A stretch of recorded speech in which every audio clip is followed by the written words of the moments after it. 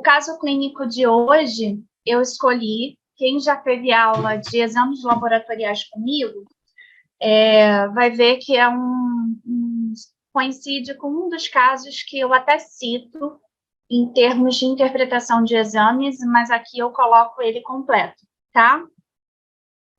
Então, vamos lá. É um caso clínico que abrange, lógico que ele não chegou para mim com o diagnóstico de síndrome metabólica, foi um paciente do sexo masculino que, na época, ele tinha 49 anos. Então, especificamente o ano, isso aconteceu em 2015, mas é um paciente que eu tenho o prazer de atendê-lo até hoje. Semana passada, eu realizei mais uma consulta com ele. Então, para vocês verem que a dinâmica, né, de confiança é muito importante quando o paciente percebe a verdade, o compromisso de uma nutrição que realmente olha em cada minucioso detalhe, o nutricionista não passa a ser apenas aquele profissional que visa emagrecer, né?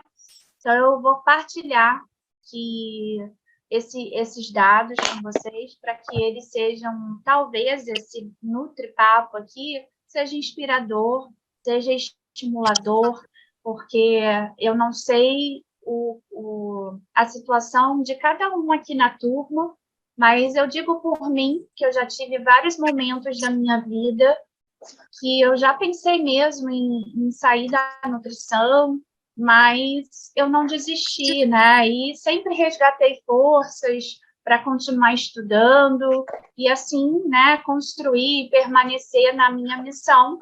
E como prova, né, eu estou aqui partilhando o conhecimento de vocês, porque eu sei que às vezes o mundo diz várias coisas para a gente negativas, né, nocivas, ainda mais hoje num mundo tão conectado, com tanta exposição de muito só sucesso, né? E às vezes a realidade da vida é tão diferente do que se passa nas redes sociais, e isso pode causar, né, um impacto, ao invés de positivo, até negativo para a nossa evolução, para o nosso crescimento, para o nosso avançar, para o nosso passo que a gente precisa dar. Às vezes isso faz com que a gente se torne cada vez mais até inseguro, ou se sentindo incapaz, né, se comparando com tal profissional ou outro profissional.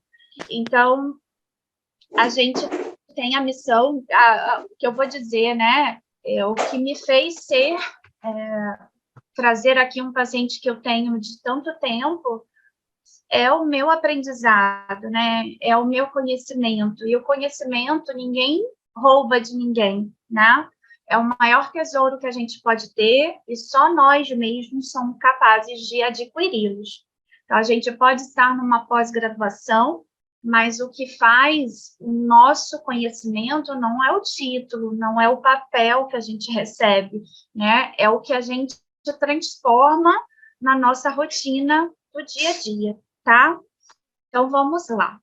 Esse paciente, então, eu vou contar um pouquinho, né, a história prévia. Eu já tinha tido contato com ele pela primeira vez em 2008, na época que ele desejava emagrecimento, que vocês vão ver que ele tem, né, excesso de peso, e ele tinha apenas um diagnóstico de doença autoimune, né, com por isso que eu coloquei aqui, que eu já conhecia essa história, né, a história pregressa dele era do diagnóstico de uma foliculite eosinofílica postular que afetava a face. Então, foi uma boa dermatologista clínica que conseguiu fechar esse diagnóstico e tratar. Mas a gente não pode descartar isso, a gente tem que deixar armazenado, porque é uma doença autoimune. E quando a gente fala de qualquer tipo de doença autoimune, a gente não pode esquecer, né, da conexão que o intestino, a saúde intestinal já exerce. Então, isso é um pontinho que a gente tem que guardar aí nesse emaranhado da mente, né, do esquema mental e de organização para a gente conseguir estabelecer uma conduta e um panorama clínico desse paciente. Então, só que ele retorna 7 anos depois com o diagnóstico recente de infarto agudo do miocárdio, com a colocação de um stent, isso já em 2015. Então, ele chega para mim lá no ambulatório da Policlínica, dentro da Fiocruz, que eu trabalhei, né, durante 11 anos. Lá eu que montei o serviço, na verdade, eu era uma única nutricionista. Então, quando deu certo, 4 anos depois, o serviço eu já sozinha eu não conseguia dar conta, né, da demanda, e aí o serviço foi ampliado para 4 nutricionistas, sobre todas a minha... Eu, como na época, assumi um papel, né, de coordenação. Mas eu saí em 2018 por decisão mesmo profissional, mas com muito orgulho dessa minha trajetória, né? Então, esse é um paciente que eu acompanho hoje, ele vai para o meu consultório, nem por isso, nem ele... é lógico que para os pacientes, meus ex-pacientes lá da Policlínica, porque lá era o plano de saúde da Fiocruz, né, dos servidores e dos dependentes, eles não pagavam, né? Era um serviço próprio do plano de saúde da Fiocruz. Então, aí eu faço um valor diferenciado, claro, para esses pacientes, né? E ele continua assiduamente vindo, no máximo, aí hoje eu acompanho ele a cada 4 meses. É um paciente que nem na pandemia deixou de fazer consulta online, por exemplo, para vocês verem, terem uma noção da tamanha importância que esse paciente dá ao acompanhamento nutricional, mesmo sendo homem, mesmo não tendo, seguindo tão perfeitamente, mas ele insiste nesse cuidado, assim como dá importância ao cardiologista, ao endócrino, né, todos os outros profissionais da saúde. Então, a história dele, ele tinha sobrepeso, aí agora, né, a questão da coronariopatia, a dislipidemia, que vocês vão perceber que ele tem uma dislipidemia muito impactada pelo colesterol bom ser muito baixo, né? Mas é lógico que eu não coloquei todos os exames, ele cursou ao longo desses 7 anos, né? Desde que ele infartou, uma alteração principalmente do triglicerídeo, que tem muito a ver com o quadro que vocês vão ver de pré-diabetes, tá? Que ele já apresenta. Então, a história familiar dele, o pai também era coronariopata, falecido. A mãe, né, também faleceu um pouco antes da pandemia por câncer de pâncreas, era hipertensa também. De dados mais relevantes, que vocês vão entender o porquê que eu destaquei isso, em relação aos sintomas gastrointestinais. Esse paciente, ele negava qualquer desconforto gástrico, intestinal. Nada de refluxo, nada de eructação, nem arrotos, nem azia, tá? Intestino era regular, funcionava bem. A forma das fezes sempre naquela escala de Bristol 3 e 4, né? Que teoricamente sinalizava, né, uma saúde intestinal aparentemente adequada. Só que é um paciente que, pela hipertensão, já usava, mesmo antes do infarto, medicamentos para o controle da hipertensão, como enalapril e Celozoc, Somalgin-Cardio também. A finasterida, especificamente, era prescrito pelo dermatologista, em função de queda capilar, tá? E o único medicamento que foi adicionado após o infarto foi a atorvastatina, de 40 miligramas, que, para quem ainda não tem experiência, né, como eu trabalhei muito com equipe de cardiologia lá na Policlínica, até de hospital, né, mas principalmente de ambulatório, de consultório, a gente vai ver que é muito comum a gente receber paciente no consultório com um paciente usando estatinas. E aí eu vou mostrar o quanto que é importante algumas características, em especial um nutriente, para que a gente passe a ter obrigação de ajustar e complementar em função dos desequilíbrios nutricionais que o uso da atorvastatina causa. De informações complementares, ele era fumante de longa data, que parou obrigatoriamente depois do infarto, mas ele fumava muito, bebia, consumia bebida alcoólica sempre aos finais de semana, nunca foi muito de cerveja, mas vinho, né, de consumir aí tranquilamente 2 garrafas de vinho sozinho, tá? Ele é divorciado, separado, então ele mora sozinho, tá? Não, obrigada. Mas tem uma vida social, Não, uma página de matéria amigos, né? Não é sua. aquela pessoa solitária, não. Mas Mas é sedentário de longa data, só que depois do infarto ele foi obrigado, né, por indicação médica, a fazer inicialmente o tratamento de reabilitação cardíaca, e desde então ele assumiu essa responsabilidade para o tratamento dele e faz atividade física regular e constante até hoje, tá? A rotina de trabalho é bem estressante. Ele é servidor público da Fiocruz, ele tem o papel de chefia, então qualquer trabalho, né, de chefia não é fácil, né, assume muita responsabilidade, é muita coisa para gerenciar. Habitualmente já é uma pessoa que a gente vê que se exige muito, ele tem, né, uma postura de pessoa rígida e estressada, tá? O sono dele não é bom, né? Na época, ele tinha o hábito de dormir mesmo assistindo televisão, né? E isso também, o sono, dificuldade de iniciar esse sono também pela mente agitada, né? Muito pensando nas responsabilidades do dia seguinte, dormia pouco, em média, no máximo 5 horas por noite. O padrão alimentar era extremamente monótono, inadequado nutricionalmente, e aqui cortou, mas eu quis dizer, agora que eu fui ver, é pró-inflamatório, né? Então, era aquele padrão, coisas de casa, para vocês terem uma noção, de geladeira era só coisas prontas. Sucos artificiais de caixinha, muito embutido, era mais lanche, né? Então, só laticínios, embutidos, salames, nada de... Raramente consumia frutas, enfim, vegetais, nada disso. Restaurante era café da manhã, ele já fazia na rua, né? Ele fazia na lanchonete do trabalho, almoço no trabalho, e a única refeição mesmo que ele fazia em casa era à noite, e sempre lanches com alimentos predominantemente processados e ultraprocessados, tá? Então, os dados antropométricos daquela época, vocês veem que ele tinha um peso de 82,6 kg, um IMC indicando sobrepeso, e aqui um dado relevante, que é a circunferência de cintura, mostrando uma substancial, né, elevação de acúmulo de gordura na região central, né, indicando a obesidade visceral, que é um ponto central para a síndrome metabólica. Então, como ele já tem o diagnóstico de hipertensão, tem obesidade central, e vocês vão ver que ele tem, né, a dislipidemia.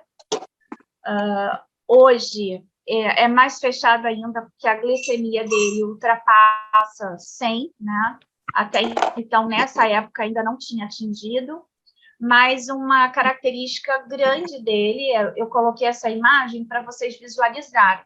Ele não chega a ser essa pessoa tão, né, visualmente com essa obesidade visceral. Mas é isso, quando a gente detecta um paciente com 103 centímetros de cintura, isso revela uma adiposidade aumentada nessa região central. E o que isso quer dizer, né? Deixa eu só tentar aqui.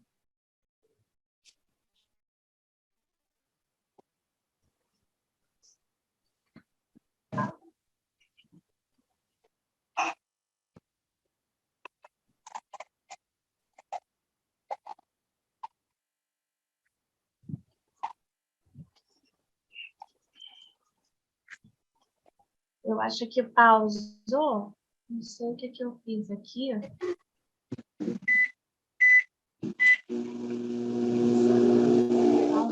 Para você estar passando, gente, o slide, que aqui apareceu uma mensagem para mim como se o meu compartilhamento estivesse pausado.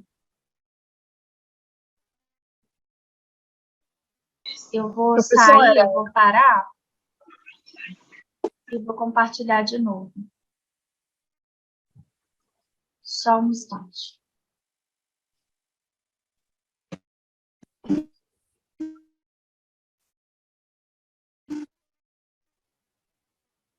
Tudo bem agora?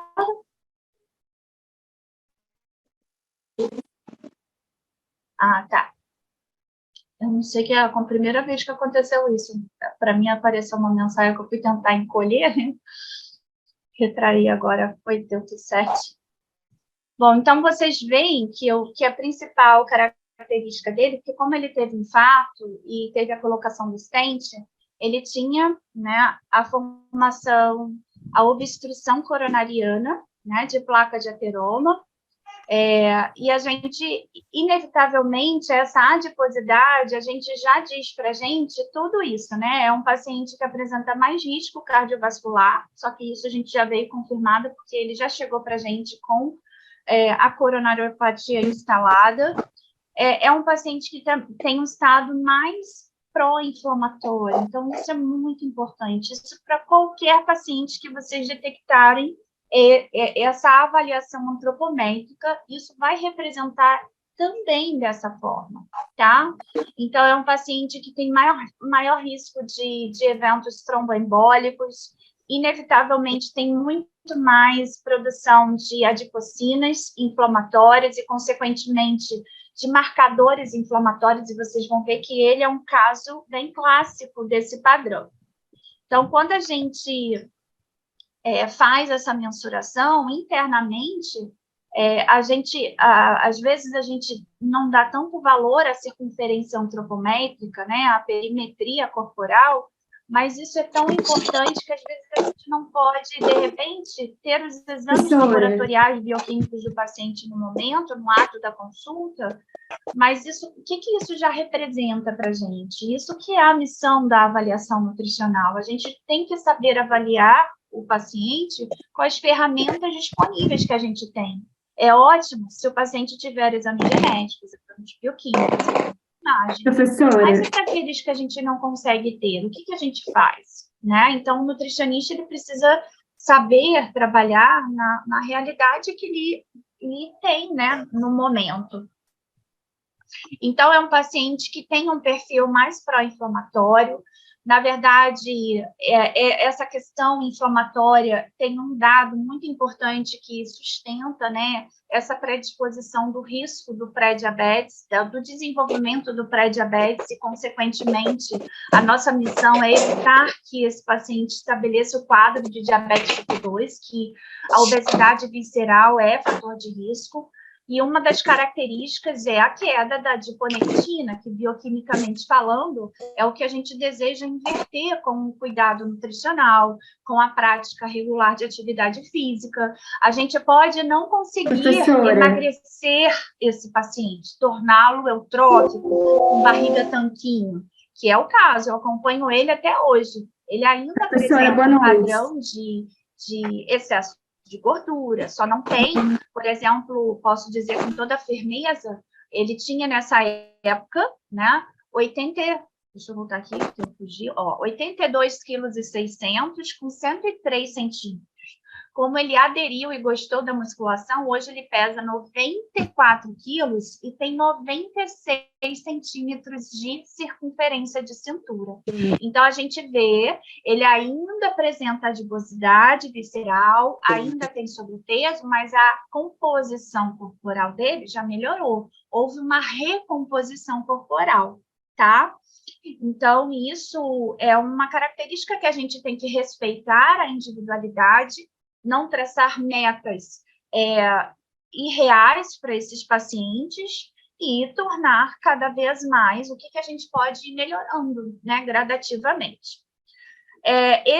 A questão da gordura ectópica é tão real que essa é uma condição que ele já apresenta. Eu não coloquei todos os dados bioquímicos, mas ele tem uma esteatose hepática importante, que já era de se esperar, né? E essa esteatose hepática já é revelada pelo excesso de gama-GT.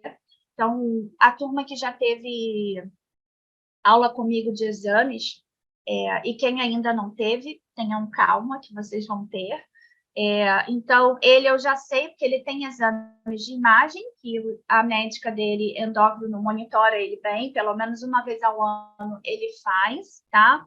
E os exames bioquímicos, não tenho dúvida, né? Porque ele apresenta, dentre as transaminases, as provas de função hepática, a gama-GT mais elevada, o que representa uma esteatohepatite não alcoólica, né? Uma estase hepática de infiltração gordurosa, que também está relacionada a essa resistência insulínica.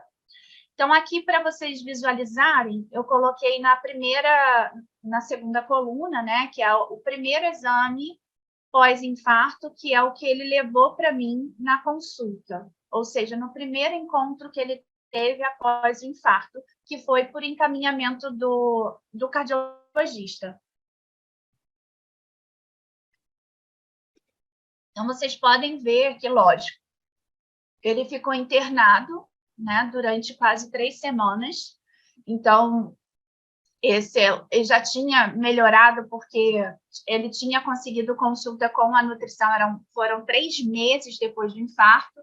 Então, logicamente, ele mudou radicalmente o padrão de rotina, né, e alimentação também, por conta própria, né, até mesmo pelas orientações que ele recebeu lá no hospital, pela equipe de nutrição. Se vocês repararem, ele não tinha um padrão bioquímico nesse momento tão ruim. Lógico que a glicose aqui já se aproximando de 100, né? Então isso já deixa um alerta, mas é uma glicemia de jejum.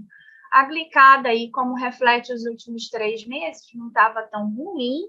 A insulina no limite, né, de 13, um perfil lipídico aceitável, mas ele já estava usando 40 miligramas de estatina. Então, isso aqui estava certamente já sob efeito da medicação. Só que reparem, né, ele saiu, esse exame pós-infarto, a PCR, a proteína C reativa, maior que 0,5, ela já indica resposta inflamatória. Então, assim como a antropometria já indicava, né? Então, o exame bioquímico veio confirmar o que a antropometria nos diz, um processo inflamatório aí presente, tá? E aí eu fiz a solicitação dos exames para que ele, na próxima consulta comigo, né, com a nutrição, ele voltasse com os exames mais completos. Então, aqui eu coloquei os essenciais para o caso em questão. E aí, reparem, ao invés dele manter o que estava bom, reparem que a hemoglobina glicada dele não sustentou, tá? Então, ela voltou-se a elevar. A insulina já atingiu um pico, né, de anormalidade. Então, apresentando aqui como deu maior ou igual a 5,7, isso já indica pré-diabetes, mesmo que a glicose de jejum esteja dentro da faixa de referência.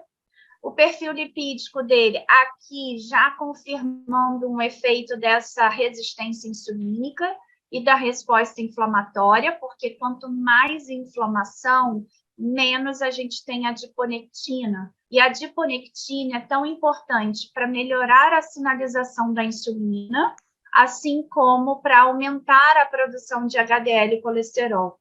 O HDL colesterol, um dos fatores para a gente melhorar o HDL colesterol é reduzir a obesidade visceral, porque reduzindo a obesidade abdominal representa bioquimicamente que a gente está melhorando os níveis de adiponectina, a gente está reduzindo o impacto inflamatório, tá? E aí, pasmem, os exames que não tinham sido monitorados pela equipe médica, eu tinha solicitado, e a homocisteína, que dentro do parâmetro de referência, existem laboratórios que consideram no máximo até 15, né? Mas, de um modo geral, uma média de referência fica entre 5 a 13, né? E ele já apresentando aqui uma hiperhomocisteinemia, tá? Então, guardem essa informação. A PCR dele, apesar de melhor, mas ainda confirmando um processo inflamatório, porém, né, inferior que o anterior. A homocisteína é um marcador, vocês vão ver, que também é um marcador de risco cardiovascular, de estresse oxidativo. Então, aqui, como caso clínico é de doença coronariana, mas vocês vão ver que eu botei, até mesmo para abrir, né? Quem vai recordar, quem já teve aula comigo de exames, vai recordar do quanto que eu falo, né? Que a homocisteína, por exemplo, é um parâmetro bioquímico de monitoramento para a saúde mental, né? Para risco de câncer, né? Então, para doenças neurológicas como Alzheimer, Parkinson, tá? Porque todas as doenças que cursam com inflamação e estresse oxidativo, a gente tem que estar monitorando marcadores que podem, né, confirmar o que da intervenção nutricional a gente está sendo bem sucedido, tá? Ou que precisa ser dado mais atenção. E reparem que a vitamina B12 dele deu um dado repetido e confirmado pelo laboratório menor que 50. Esse caso, ele marcou tanto a minha vida profissional, porque até hoje eu nunca peguei um paciente com uma vitamina B12 tão baixa. Ele não era e não é vegano, ele, pelo contrário, é bem carnívoro. Então, isso aqui, essa vitamina B12 baixa tem relação certa com a homocisteína, e vocês vão entender, né? Para quem ainda não consegue recordar e saber essa informação, a B12 é um cofator nutricional para a regulação do metabolismo da homocisteína. Então, isso aqui é um ponto importante. Só que se ele não é vegano, a questão da insuficiência oral, de ingestão dele, não é o problema. Então, a gente tem que pensar uma segunda etapa, que é a questão de absorção. A B12 ela precisa de uma saúde gástrica, principalmente da produção pelas células parietais do fator intrínseco, né? Para que seja absorvida na região ileal. Então, pode ser tanto problema gástrico, intestinal, ou ambos, tá? Então, isso é importantíssimo já pensar. E a vitamina D, como ele já é um paciente de risco, como é um paciente coronariopata, é um hipertenso, ele não poderia, né, ter uma vitamina D inferior que 30 no mínimo, tá? Sendo que o ideal seria ficar aí ótimo em média, acima de 45, entre 40 e 60, tá bom? Então, o que essas informações dizem, né, para a gente? Então, a gente sabe que esse paciente é um paciente que tem excesso de peso, uma obesidade visceral, e em função dessa obesidade visceral e pelo comportamento metabólico desses adipócitos, a gente já sabe que é um paciente que tem a famosa inflamação de baixo grau. Essa inflamação de baixo grau é aquela inflamação subclínica, que é aquela que não dá sinais, mas que está danificando órgãos periféricos, como o próprio fígado, né? O próprio tecido muscular, que é um grande consumidor de glicose e de queima de gordura, né? E o próprio pâncreas. Então, é um paciente candidato a desenvolver a intolerância à glicose, o pré-diabetes, e o risco de desenvolver diabetes tipo 2, que até hoje ele não tem. Então, percebam que ele teve um infarto em 2015, já estamos em 2023, vai fazer agora em março, 8 anos pós-infarto dele, e ele até hoje ainda estão numa condição de pré-diabetes, mas ainda sem medicação, só controlando com o estilo de vida, e até hoje ele não desenvolveu diabetes tipo 2, tá? Bom, em relação à hiperhomocisteinemia, é um paciente que a gente viu, confirmou, e só dá para confirmar mesmo, aí só tem como avaliar ter esse diagnóstico com o exame bioquímico. Então, só para vocês verem, aqui eu coloquei 2 artigos que já sinalizam, por exemplo, o papel da homocisteína, da dieta, e o que isso tem a ver com doenças cardiovasculares. Aqui falando dos nutrientes de radical doadores e reguladores de radical metil, que regula a metilação de DNA e a doença cardiovascular. Então, esses 2 artigos são exemplos de evidências científicas, o quanto que a homocisteína torna-se um marcador bioquímico no rastreio de prevenção e controle de doença coronariana, tá? Então, aqui a gente vê que a homocisteína elevada, ela realmente aumenta a condição de hipometilação, né? Altera a expressão genética do indivíduo, influenciando o risco para o desenvolvimento da doença cardiovascular. Então, o que isso representa? Eu vou agora que eu vi a mãozinha, que eu me empolgo, eu vou parar e vocês perguntem, tá? Deixa eu só terminar aqui o raciocínio. Então, essa alteração genética induzida, né, por esse prejuízo na metilação, especificamente para a doença cardiovascular, a literatura levanta a possibilidade de alguns fatores relacionados. Que a homocisteína aumenta, né, altera as células musculares vasculares, isso induzindo uma disfunção endotelial, aumenta as células inflamatórias e altera, né, o perfil lipídico, que associados estão, né, são gatilhos para o evento coronariano. Bom, vamos lá. Bárbara, quer falar, Bárbara, alguma coisa? Eu vi que você levantou a mãozinha. Eu queria pedir para o áudio. Professora, você atrapalhou na estou aula. ouvindo. O áudio de algumas pessoas está atrapalhando a aula. O pessoal poderia deixar no trocado.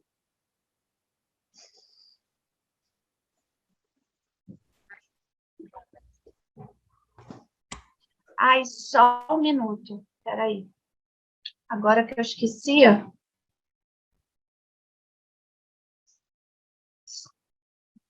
Professora, boa noite. Está me escutando? Ai, agora eu estou ouvindo. É porque eu estava com o meu som reduzido. Perdão. Agora eu estou te ouvindo. Pode falar.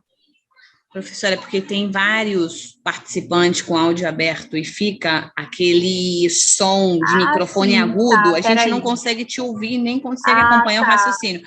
Então, se a senhora for em participantes aqui na barrinha de baixo, consegue mutar todos, porque você é a host, né? Você é a dona, digamos assim, né, dessa reunião do Zoom. A gente não consegue multar as pessoas. Então, fica aquele barulho horrível. Bom. Acredito que tenha um botão que é colocar o mudo para todos, ou em cima ou embaixo. Embaixo, em participantes, não aparece esse...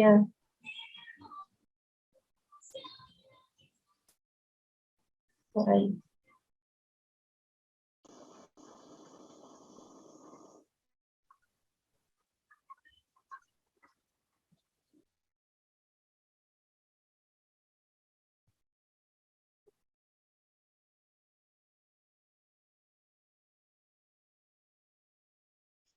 É só a Thaísa, que eu estou conseguindo ver aqui, que estava aberto o microfone, eu já botei mudo. Eu acho que o restante é a Daniele Machado, então eu vou botar mudo. Eu vou na mão mesmo, tá, gente?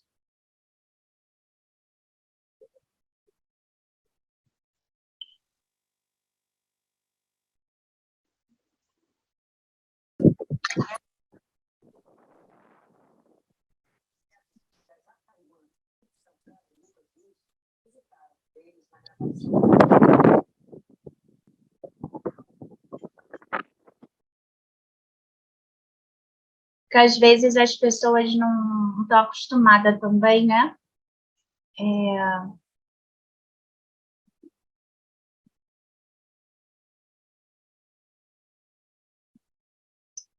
Depois eu vejo para a próxima. como é que faz. Eu, sinceramente, realmente não sei como faz para botar mudo para todo mundo automaticamente. Isso depois eu vejo com o pessoal com o Sérgio. Eliana também está.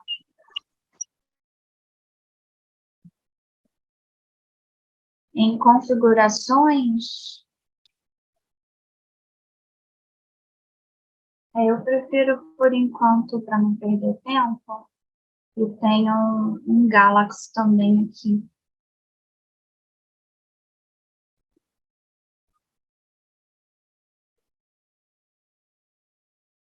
Gente, acho que agora foi. Eu botei mudo em todos. Vamos ver. Tem alguém... O ruído ainda tá ruim? Está me ouvindo, professor? Está me ouvindo, professor? Sim, eu Está acredito. fechada, sumiu o som aqui para todo mundo. Tem um Galaxy J7 Prime 2 aqui que não está aparecendo a opção de mudo. Mas eu já botei mudo para todos. Ó, mudo. Ok, yes. Eu acho que agora foi, gente. Eu consegui, tá? Melhorou, Amanda? Tá, Melhorou, professor? Melhorou, dá para ouvir? consegui, gente. Bom, mas o que vocês não tiverem entendido, então vocês me falem que eu volto, tá bom? Deixa eu só abrir lá.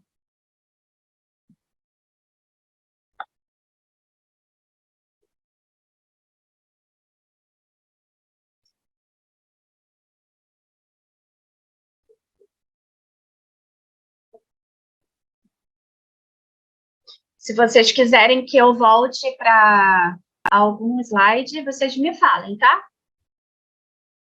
É uma pena que nem todo mundo presta atenção nisso, né? Eu também esqueci de falar isso no início. Bom, então vamos lá.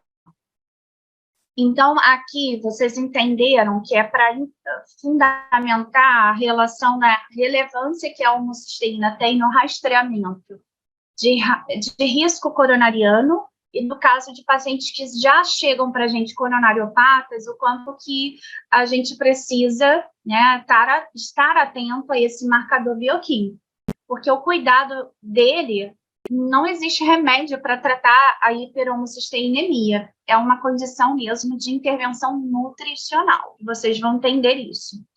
Então, o excesso de homocisteína, né, por essas possíveis gatilhos, né, tanto inflamatórios, de induzir a disfunção endotelial, acabam elevando, né, o risco cardiovascular também, o que muita gente ainda acha, chega no consultório e pergunta primeiro pelo nome, né? Ah, Fernanda, que isso, homocisteína? A maioria, 99% dos pacientes ainda desconhecem, né, o que seja, e também não associam que o entupimento das artérias, a formação da placa de ateroma possa ser desenvolvido por outros fatores que não o colesterol ruim, tá? Mas a homocisteína pode induzir essa questão inflamatória e favorecer ao desenvolvimento. Esse é um artigo também publicado recentemente, mostrando, aí aqui já enaltecendo, que a hiperhomocisteína ela está vinculada à deficiência dessas 3 vitaminas do complexo B. Então, destacando aqui a B12, que é o caso importante do paciente, por isso que eu pedi para vocês gravarem aquela informação. Baixa em B9 ou prejuízo no metabolismo do ácido fólico e de B6. Outro ponto importante que a homocisteína, como ela anda junto com resposta inflamatória, então a gente pode sempre utilizar também a homocisteína como um rastreio de inflamação do paciente, tá? Então, são pacientes que, nutricionalmente falando, a gente precisa dar atenção ao aporte nutricional de fontes de ômega 3. seja alimentares e ou a suplementação mesmo, tá? E prejuízo também renal. Então, muita atenção, principalmente nos pacientes cardíacos hipertensos, que têm chance, né, de desenvolver mais risco de desenvolver doença renal, ou naqueles pacientes que já chegam para a gente com algum grau de algum estágio de falência renal, tá? Então, olha as conexões clínicas, né? A mortalidade cardiovascular, infarto, né? Declínio cognitivo, demência, como eu falei, não, a questão neurológica, disfunção endotelial, aterosclerose, que é o caso, né? Preditor para o infarto, danos no DNA, então, principalmente aí relacionado ao câncer, à longevidade, à beleza, né? Ao anti-age, se fala, imagina, a gente tem que manter os telômeros em tamanhos ideais, né? Fraturas, então, também relacionado aí com fragilidade óssea, osteoporose, que também tem conexão com inflamação, e trombose, como eu já comentei em relação à forte associação com a inflamação sistêmica, né, de baixo grau. Então, aqui a gente tem, né, a questão da hiperhomocisteinemia associada, com redução de antioxidantes, redução da relação, principalmente do SAMe, né, a S-adenosilmetionina, e isso tem a forte associação com estresse oxidativo e no quesito de risco para a doença cardiovascular, como gatilho para o desenvolvimento da aterosclerose. Tá? Então, envolvido aí várias alterações de células imunológicas, disfunção mitocondrial, que a gente vai comentar sobre isso também, que a doença aterosclerótica também passa. Todas as doenças crônicas metabólicas cursam com disfunção mitocondrial, tá? Então, como o artigo já tinha sinalizado, 3 vitaminas muito importantes para a homocisteína elevada, chama atenção principalmente ao ácido fólico, principalmente na sua forma metilada, na sua conversão de folato, na sua forma ativa, né, na 5-metil-tetrahidrofolato, né? Só que aqui, se vocês repararem, a gente tem um cofator também nutricional, que é a vitamina B2, né, a riboflavina. A B12, ela é cofatora da doação do radical metil do ácido fólico ativo, né, do metilfolato, para a homocisteína receber esse radical metil, que é transportado, doado pela B12, vem do ácido fólico, mas a B12 é que faz a doação, né, a entrega, digamos assim, né, o transportador, que faz o contato do metil do ácido fólico para a homocisteína receber, e assim ela ser convertida a metionina.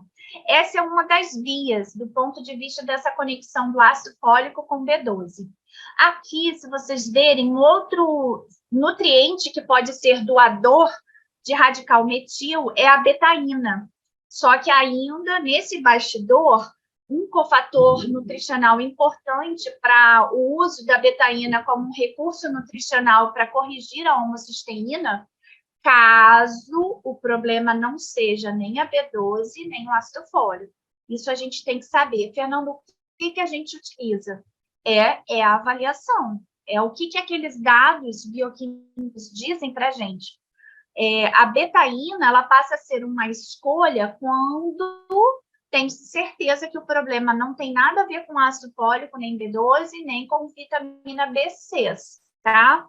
Se vocês repararem, existem as rotas, né, da remetilação, que é vinda principalmente, essencialmente, dependente de ácido fólico B12, da demetilação, que é um lado hepático, então, o paciente que tem uma sobrecarga hepática, um fígado não adequado, isso pode ser um fator também determinante para o desequilíbrio nesse metabolismo da homocisteína, tá?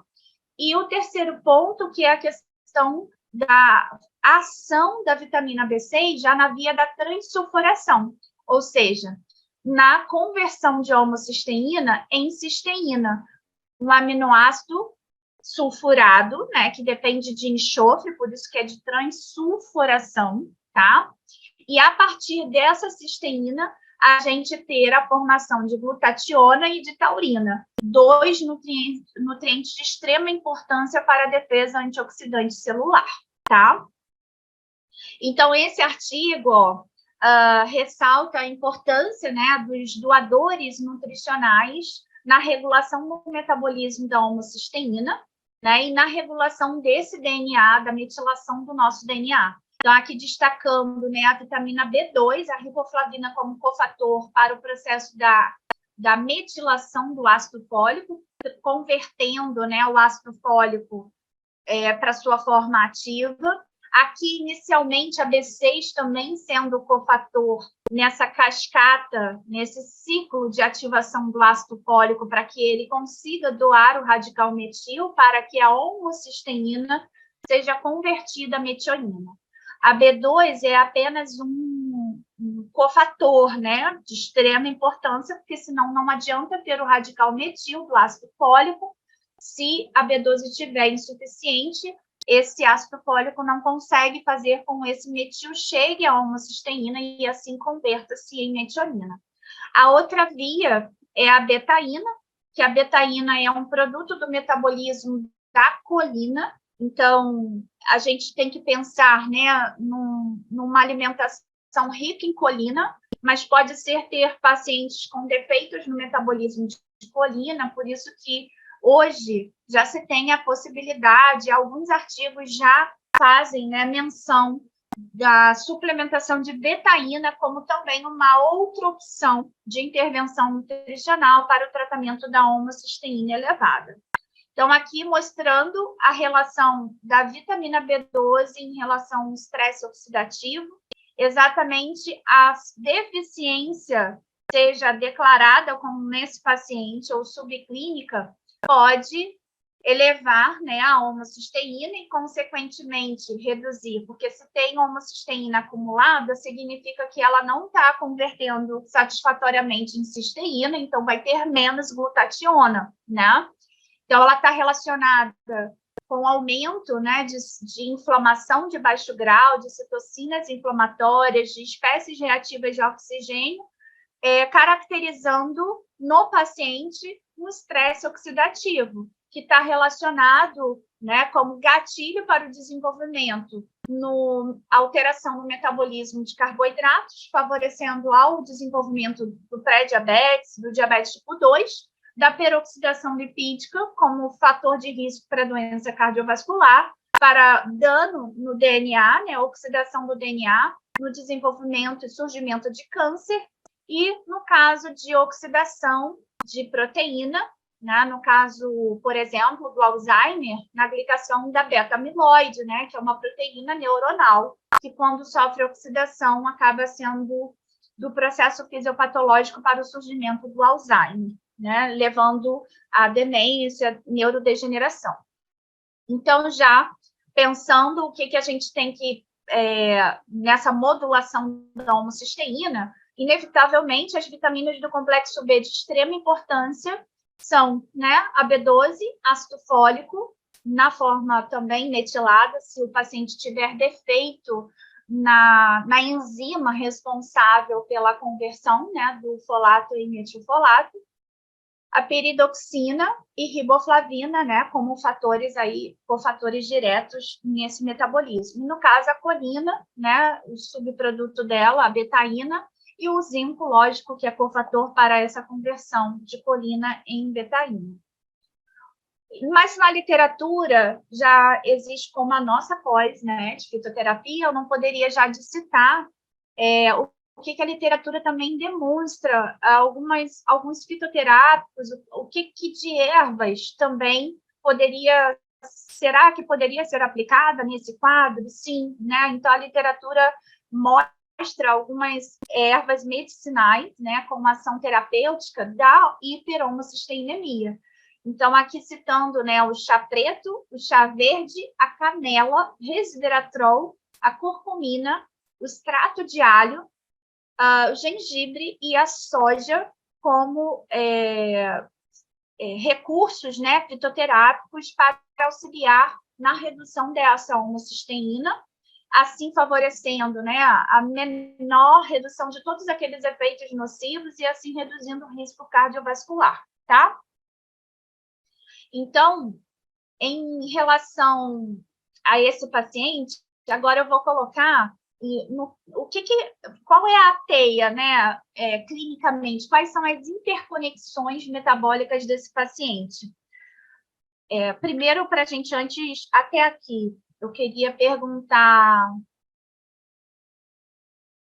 se até aqui tem alguma dúvida. Claudete, posso explicar de novo o último? Desculpa, qual o último? Perdão, eu não tinha visto. O último em relação... Seria esse? Ah, tá bom. Que bom. Pessoal, até aqui, tudo bem? Até esse slide aqui, todo mundo ficou bem claro? Então, vamos lá. Então, voltando agora, eu fiz uma conexão das informações relevantes desse caso clínico para a gente agora voltar a pensar no paciente. Então, aqui eu coloco para vocês as informações dele, né? Então, é um paciente que, quando a gente pensa na questão de assimilação, então, será que esse paciente tem desbiose? O que vocês acham, né? Por toda essa condição clínica dele. É um paciente que a gente não pode esquecer que o padrão de vida dele é extremamente né? Era e continua sendo estressante, um padrão alimentar péssimo, consumidor de bebida alcoólica recorrente, fumante, né? Por isso que é muito importante, quando a gente apresenta na anamnese, né, a imagem da escala de Bristol, a gente não pode utilizar, né, a resposta para o paciente como única, exclusiva, né, informação para que, então, se as fezes estão formadas, né, não tem constipação, esse paciente não tem desbiose. Não necessariamente, né? Então, a gente tem que pensar que, certamente, as fezes ainda podem estar formadas, ele não cursar nem os extremos, né, diarreia e constipação, mas, ainda assim, ele ter alteração da microbiota intestinal, ele ter permeabilidade intestinal por todas essas outras informações, né, minuciosas que a gente coleta da anamnese, desde abrangendo o estilo de vida e com o padrão alimentar, tá? É impossível ter uma microbiota saudável com excesso de cortisol, com estresse, com uma alimentação precária em compostos bioativos, precária em fibra, não é verdade? Exato, Zoe. Então, a permeabilidade intestinal alterada, e outro dado importante, ele já tem uma absorção de nutrientes. Lembra que eu destaquei em relação à vitamina B12, em especial? E, certamente, a vitamina D, ele exige, né, como ela está muito baixa, é lógico que o padrão de rotina de trabalho dele é muito dentro de escritório, né, e que acaba sendo um reflexo da nossa sociedade hoje, apesar da gente morar no Rio de Janeiro, no Brasil, um país extremamente ensolarado, teoricamente, a gente não deveria, né, ter tantas pessoas com inadequação de vitamina D, mas a gente sabe que outros fatores interferem, né? Bom, outra característica importante é do aspecto mental. É um paciente que tem uma hiperatividade mental, dada a informação do sono, né, a dificuldade dele de dormir cedo, a mente agitada, muita responsabilidade em função do estresse, a energia, tanto o estresse físico e mental, o estresse oxidativo que vai impactar certamente nas mitocôndrias. A gente já viu que a questão da saúde coronariana. Tudo bem, pessoal? Vocês estão me ouvindo? É porque aqui em casa entra o gerador, mas eu acabei esquecendo, eu coloquei o roteador no no break, né? Então tá. Eu pensei exatamente, vai entrar a questão do gerador na hora da aula ao vivo. Então, funcionou.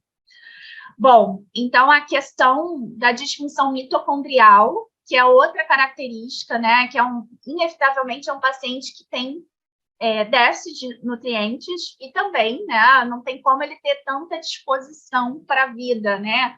Com essa rotina, com esse processo inflamatório, esse estresse oxidativo. Quando a gente fala em estresse oxidativo, inevitavelmente a gente tem que falar dos impactos, pensar automaticamente em mitocôndrias, né? E a gente já citou ali o risco coronariano da homocisteína em levar à disfunção mitocondrial, à disfunção endotelial e o risco do desenvolvimento para a aterosclerose, tá?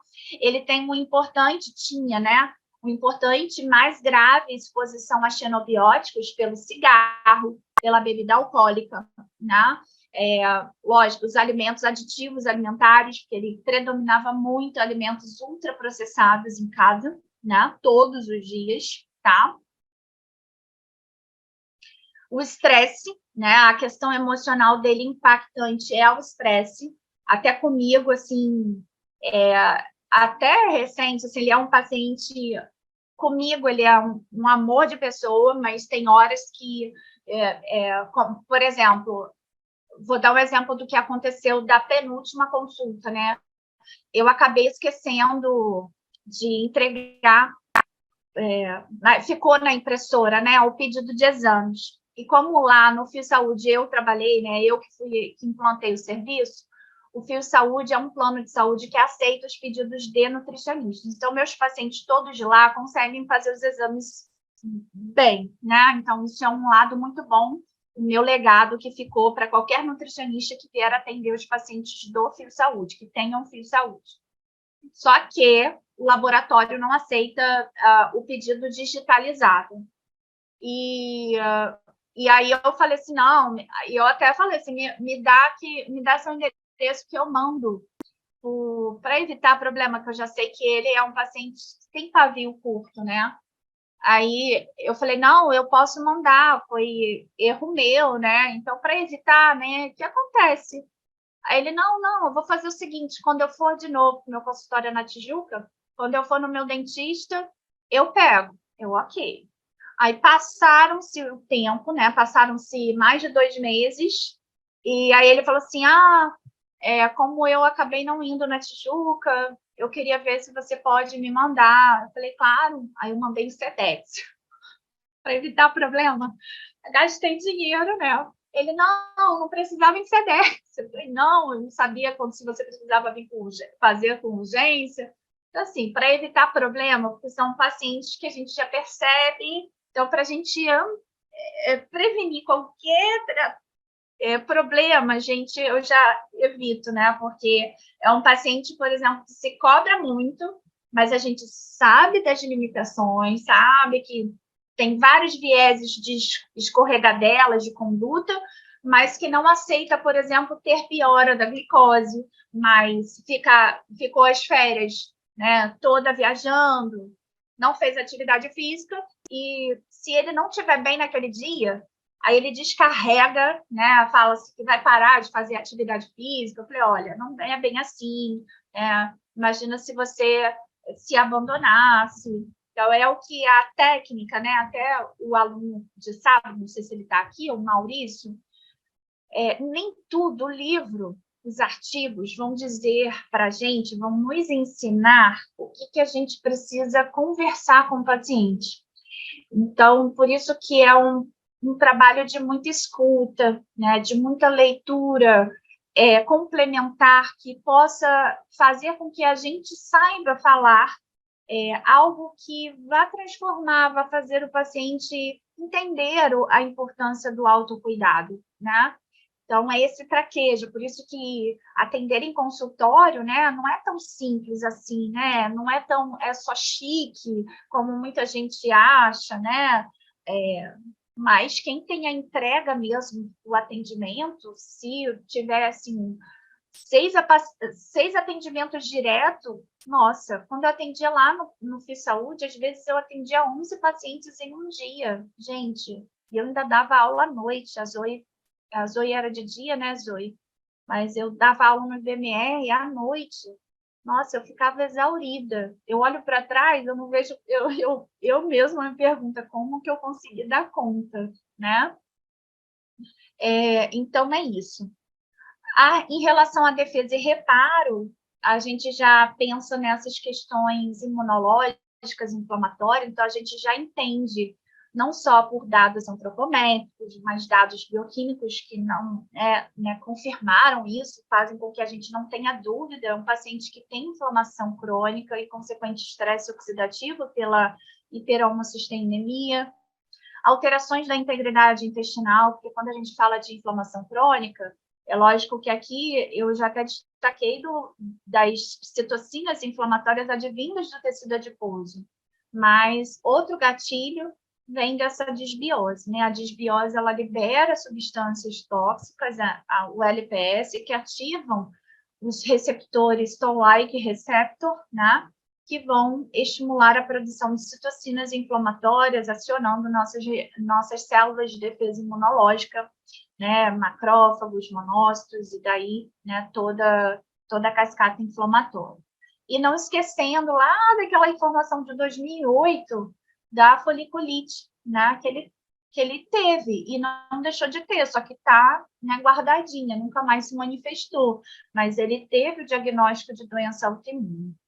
Em relação à biotransformação, não tem como, né, esse fígado funcionar tão bem com inadequação nutricional, né, de longa data, pela exposição a medicamentos que ele já faz uso, né, antihipertensivo, finasterida, e a entrada, apesar de recente, na época da estatina, por ele ser fumante de longa data, só parou de fumar pelo cigarro, pelo padrão alimentar, que era muito alimentos processados, né, fast food, enfim. Do transporte, já por ser hipertenso, ter a coronariopatia, né, a dislipidemia. Da comunicação, a gente já viu que ele tinha, né, a questão do pré-diabetes, a hiperinsulinemia, a dislipidemia, as disfunções hormonais, né? Então, tanto a hiperinsulinemia, a resistência insulínica, o cortisol, que apesar de não ser dosado, mas pelo próprio estilo de vida, a dificuldade de dormir, né? O estresse de rotina, a gente já sabe que é uma rotina de vida que hiperaciona o eixo hipotálamo, hipófise adrenal, e essa adrenal, ela suga nutrientes importantes, como zinco, vitamina C, que também exercem, né, funções importantíssimas de defesa imunológica e também de defesa antioxidante.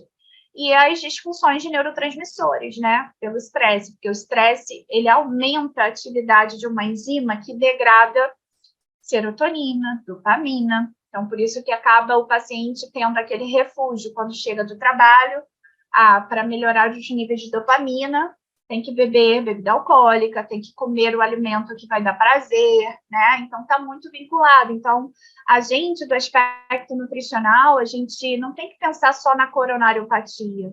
Olhando para isso, eu sei que esse paciente precisa de nutrientes para controlar esse nível de estresse também. É lógico que o gatilho estressor dele são fatores externos, que a gente não tem inferência e controle.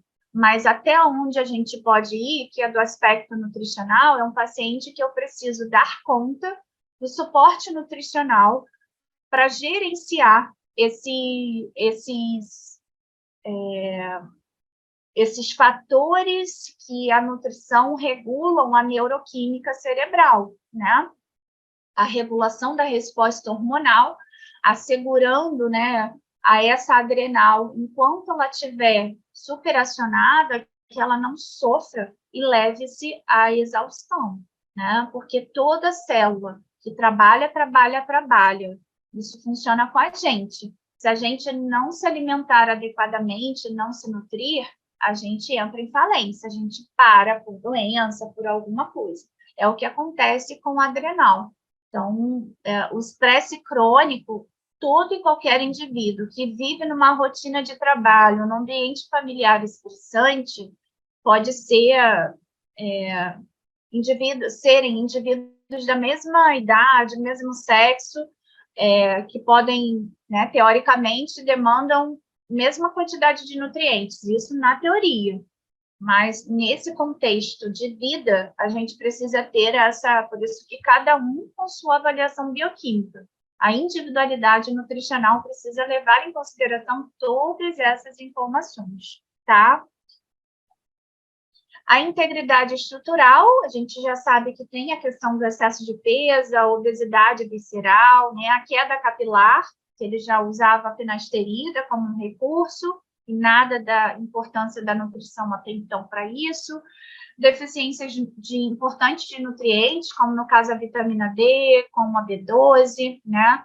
Um padrão inflamatório, então certamente um excesso de gordura ruim e insuficiência de ômega 3, pensando até na conexão da homocisteína alta. Então, predominância de um consumo de gordura mais, né, de um padrão alimentar como um todo, pró-inflamatório. Então, a disfunção mitocondrial é um contexto que, nesse paciente, que, como eu bem já disse, pela conexão de vários fatores, é um paciente que tem síndrome metabólica pela obesidade visceral, por ser já hipertenso, pelo HDL baixo, tá? Então, a gente tem que pensar o que a nutrição, nesse contexto, precisa propor, né, de tratamento. Então, na síndrome metabólica, a gente já sabe como, da mesma forma que na aterosclerose, ocorre a disfunção mitocondrial. Então, aqui já destaca-se nesse artigo, eu falo isso na aula de doenças metabólicas, então, da síndrome metabólica, então, tanto que no sábado eu comentei, né, para os alunos que eu dei aula de obesidade, que na aula de cardio que a gente vai se aprofundar. Então, vocês já estão tendo aí um spoiler, né?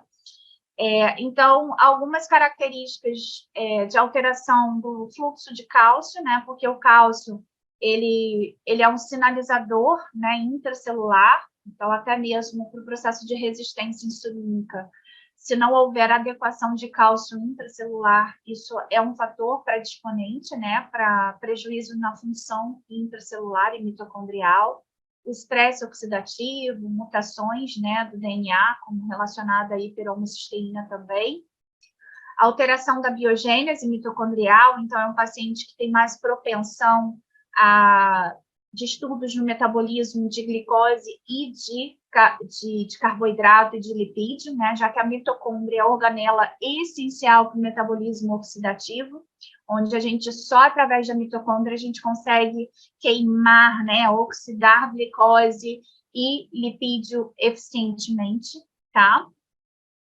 O imbalanço energético, né? Então, o paciente tende a ficar mais hipometabólico, menos eficiente em metabolizar mesmo, a ter a eficiência metabólica sistêmica, entre outras características. Aí, dos principais nutrientes, que esse artigo que foi publicado recentemente, né? Foi publicado no ano da pandemia, aqui eu achei ele é mega didático. Ele destaca, olha, desde gorduras monoinsaturadas, ômega 3, vitamina A, complexo B, vitamina C, vitamina D, vitamina E, né? Selênio e zinco, principalmente aí pensando para a saúde tireoidiana, licopeno, polifenóis, né, do azeite de oliva, resveratrol, compostos organosulfurados, né, presentes nas brássicas, no alho, na cebola, né? E também as catequinas, principalmente do chá verde, tá? Então, mostrando aí a importância da gente utilizar, principalmente, né, o que for possível via alimento, tá? E também suplementação. Então, isso aqui já abrange, né, o que a gente pode e deve incluir no planejamento alimentar desse paciente.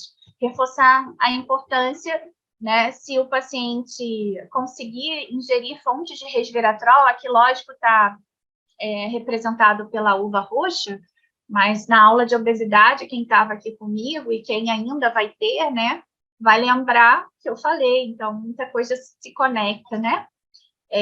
Então, por exemplo, amendoim, outras fontes, né, que também são de resveratrol, mas sem sombra de dúvida, o suco de uva, né, a uva roxa são fontes exemplares, né, de resveratrol. Então, no caso desse paciente, ó, ele já é hipertenso, tende a ter o pré-diabetes, né, hiperglicemia, já tem a resistência insulínica, a dislipidemia e a obesidade visceral, né, abdominal. Então, esse paciente tem a síndrome metabólica e, portanto, ele precisa da interconexão, da adequação de todos esses nutrientes. Um ponto importante que a gente já viu aqui é que certamente ele tinha deficiência de vitamina de ômega 3, de vitamina D, de vitaminas do complexo B, como no caso a B12, né? E certamente tantos outros nutrientes, como de selênio, de zinco, né? Os outros nutrientes, porque pela alimentação tão precária, ele não conseguia, né, adequar todos esses nutrientes. Deixa eu ver as perguntas.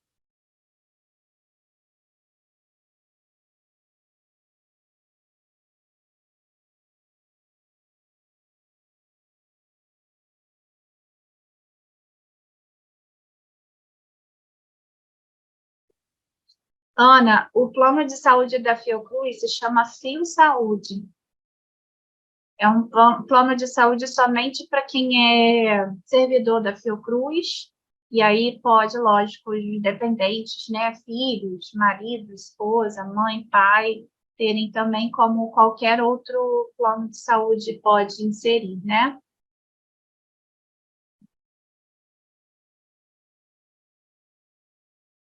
Rosana, tá direitinho? Conseguiu ouvir?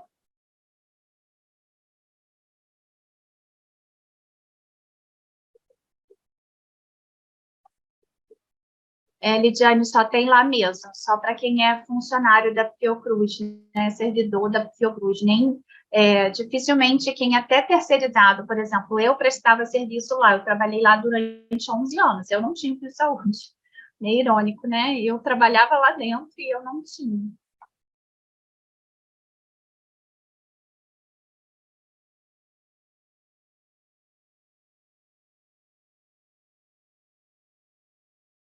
Tá. Bom, então, em relação à conduta nutricional personalizada,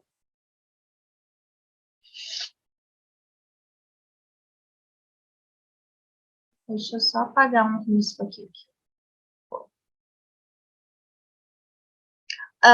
Então, de conduta do que eu instituí, que foi relevante, né? Porque já que nenhum médico fez a prescrição, que pelo grau de deficiência que esse paciente tinha, né, de uma vitamina B12 abaixo de 50, ele precisava de uma reposição medicamentosa, né, injetável. Só que nenhum médico prescreveu.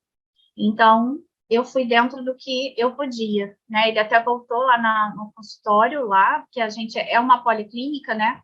Então, lá ele tinha tanto a endócrino e o cardiologista, a gente trabalhava, era da mesma equipe, mas ninguém prescreveu. E aí ele, Fernando, o que eu faço? Então, vamos começar pela sublingual, já que eu não posso prescrever injetável, tá? E aí eu fiz um complexo de vitaminas e minerais, então, só para vocês terem uma noção, né? É lógico que quem está começando após agora, calma, tenham paciência, né? Então, isso aqui é só para vocês visualizarem em termos de conduta, que não é nada tão diferente, e o quanto que vocês, ao final, né, da pós, vão ser capazes, tanto quanto eu aqui, conduzir isso, tá bom? Então, em termos de alimentação, dentro do... É lógico que eu fiz, né, um planejamento alimentar enfatizando aqueles nutrientes, né? Também não adianta, lembra? Não adianta só a gente pensar no suplemento, o paciente precisa pelo menos ter uma base alimentar melhorada, né? E sempre que possível melhorar. Mas eu fiz um complexo B, e se repararem, eu já coloquei aqui para ele metilfolato, mas certamente eu já usei o ácido fólico na forma metilada, porque como eu não sabia se o problema dele poderia ser algum polimorfismo genético, eu não preferia arriscar em função do quadro clínico, né? Um coronariopata com uma cisteína muito alta, né? Então, eu já procurei, né? Já usei a BCs também junto, o zinco, o selênio, pensando também no manganês como estratégia, porque manganês também é um cofator de enzima antioxidante, né? E o cromo aí, pensando na questão da resistência insulínica também.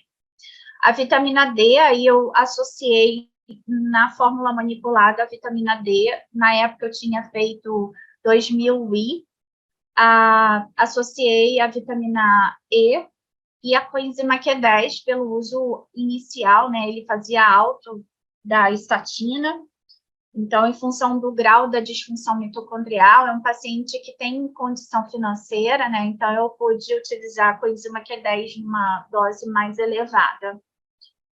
Então, para vocês visualizarem, após 2 meses da primeira intervenção, a insulina deu um pouquinho, respondeu, mas a hemoglobina glicada ainda não. É difícil mesmo. Então, assim, Fernanda, será que esse paciente não mudou nada da alimentação? Será que fez dieta? Eu acredito que tenha feito, porque o processo inflamatório, em 2 meses a gente não consegue corrigir toda a disfunção mitocondrial, tornar o funcionamento dos receptores de insulina tão eficientes assim. Então, o processo inflamatório não se desfaz da noite para o dia, né? Então, requer tempo. Eu costumo dizer para os pacientes que é igual a pensar numa reforma de uma casa. Às vezes, a gente compra um apartamento, uma casa, e a gente tem uma ideia de fazer a reforma, e que pode ser, assim, só 2 meses, né? Só que à medida que a gente vai realmente fazendo a obra, aí começa a pipocar, começa a ter que ver que tem que trocar toda a parte elétrica, toda a parte hidráulica. Então, uma obra que daria só 2 meses passa a durar 8 meses ou até 1 ano. Então, isso também acontece com o paciente. Então, a gente ter... isso é fazer uma boa avaliação nutricional. É a gente, ao tempo todo, fazer as conexões do que os exames, do que as informações que a gente coleta na anamnese alimentar, do estilo de vida do paciente, né, dos dados clínicos, dos medicamentos, o que a gente faz de interconexão, né? E aí, o mais importante, vocês percebam que ele ainda continua com um HDL baixo, mas ele já deu sinais de melhora, né? Subiu de 35 para 39. E o mais importante, gente, olhem a homocisteína dele, de 34,5 normalizou, foi para 8,8. Esse paciente se tornou extremamente grave. Por quê? Depois da minha avaliação, né, quando eu detectei essa homocisteína, e ele não era vegano, eu falei assim, você precisa fazer uma avaliação, né? Inicialmente com gastro, né? Só que no dia que eu avaliei ele, tinha um médico que era muito tranquilo, né? Muito acessível a gente da nutrição, e ele é clínico e cardiologista também, não era o cardiologista dele. E eu pedir a ele se ele poderia, expliquei, né, do quadro do paciente, da gravidade. Ele, não, Fernanda, pode deixar, se ele puder aguardar, eu recebo ele e avalio, e a gente faz sim, ele tem indicação de fazer uma endoscopia. E aí ele fez a endoscopia, o exame da endoscopia revelou o estômago 100% atrófico, ou seja, ele não tinha células parietais funcionantes, ele não produzia ácido clorídrico, então certamente ele tinha desbiose, porque toda alteração do pH intestinal também, e certamente não tinha na época fator intrínseco e lesões graves. Lesões tão graves que pensou-se até a questão do câncer, da possibilidade de ter que fazer ressecção, né, gástrica parcial, né, a gastrectomia parcial. Mas a biópsia não revelou malignidade, então foi descartado o câncer, e aí ele foi tratado mesmo, precisou fazer um monitoramento assíduo e severo, né, com uma gastro, e aí precisou ser suplementado esse tempo todo, né, com a B12. Mas percebam o quanto é importante que, hoje em dia, a gente não mais faz suplementação de B12. A homocisteína dele é extremamente controladinha, né? O estômago dele foi tratado, né? Então, a nutrição hoje, a gente... Fernanda, ainda tem excesso de peso? Tem. Mas hoje, bioquimicamente, ele está muito melhor, né? Então, ele já não tem... Ele consegue nutrir e reparar essas células gástricas em função do estresse que ele tem, né?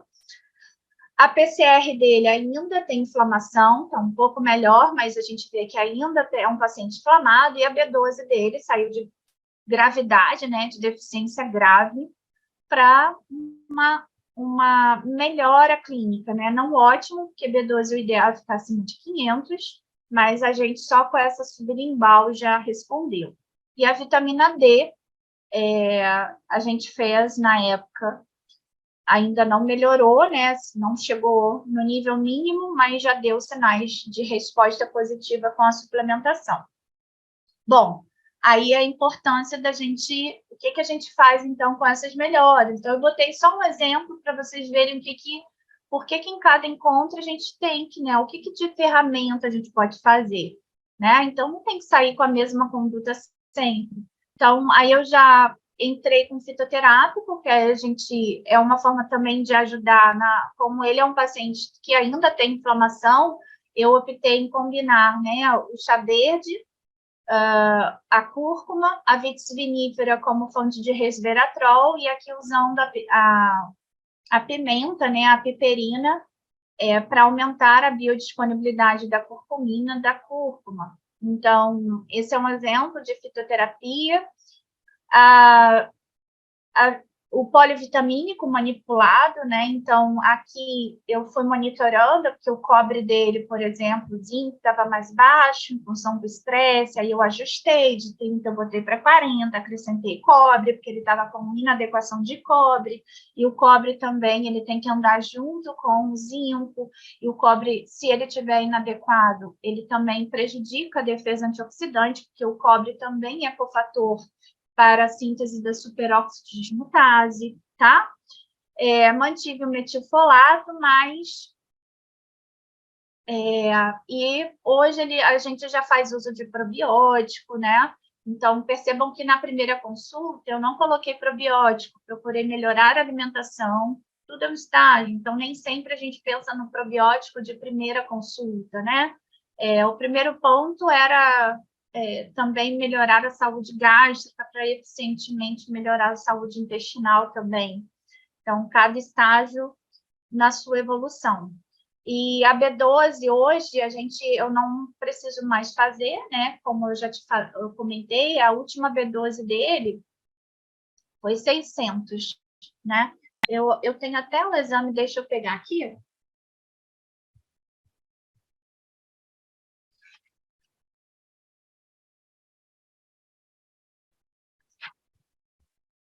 É porque ele levou impresso, senão eu compartilhava com vocês. Só para vocês verem, ó, a B12 dele foi o exame de agora, de 12 de janeiro.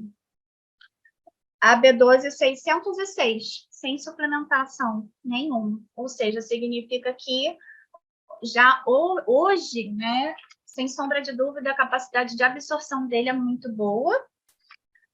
E a homocisteína, deixa eu só sinalizar para vocês, a vitamina D dele hoje é 59, né? O HDL 41, ou seja, já atingiu, né, o mínimo para homem, né? Então, isso é um ponto importante. A PCR dele hoje não é ótima do ponto de vista coronariano, mas já não indica mais inflamação como era, né, de 1. Agora a dele é 0,18. A homocisteína 9,3, tá bom? Então, gente, aí aqui, só para vocês verem, que aí eu mostrei, né, o que eu fiz de manipulado, e aí antes, como na primeira consulta eu fiz junto, né, a vitamina D e a coenzima Q10, aí agora eu optei, né, que ele preferiu, até porque ficou mais barato, né, comprar pronto, ele não se incomodava pela quantidade de cápsulas que tinha que tomar, então hoje ele faz uso de ômega 3, contínuo, a Q10, só que numa dose menor, né, uma dose diária de 100 miligramas. Aí, para vocês verem, né, eu coloco algumas, pelo menos aí, no mínimo 3, né? Aqui, por exemplo, de ômega 3, eu coloco 5 opções de mercado, marcas boas. A vitamina D, eu opto por essa da Vitafor, mas nada, né, especificamente, só mesmo porque essa vitamina D, tanto que está surtindo bem, né, o efeito. Hoje, a vitamina D dele, e a gente já está fazendo ela há um tempo, e deu 59, então ela realmente é muito boa em termos de restabelecer, né, o status nutricional de vitamina D. É uma opção no mercado que eu gosto muito, porque o óleo é TCM, né, não tem óleo de amendoim, né, nada disso, é TCM, e por ser bem concentrada, né, ela tem uma gotinha, tem 12.000 I. Então, hoje, como a gente pode ir até 4.000 I, ou ele faz 2 gotinhas todos os dias, ou ele soma uma vezinha na semana 14 gotinhas, tá? E aí, ele hoje usa o pré-biótico também, né? Até porque, assim, a alimentação, principalmente noturna dele, melhorou, né? Mas eu preferia ainda pela prevenção, né? Do diabetes tipo 2, né? Pelo pré-diabetes, a resistência insulínica, investir na suplementação pré-biótica. Então, é uma opção que aí para vocês terem noção, tá? Então, percebam que é bem organizadinho. Eu coloco os suplementos prontos em uma prescrição, os manipulados em outra prescrição, tudo separado. Tem alguém com som aberto. Gente, acabou.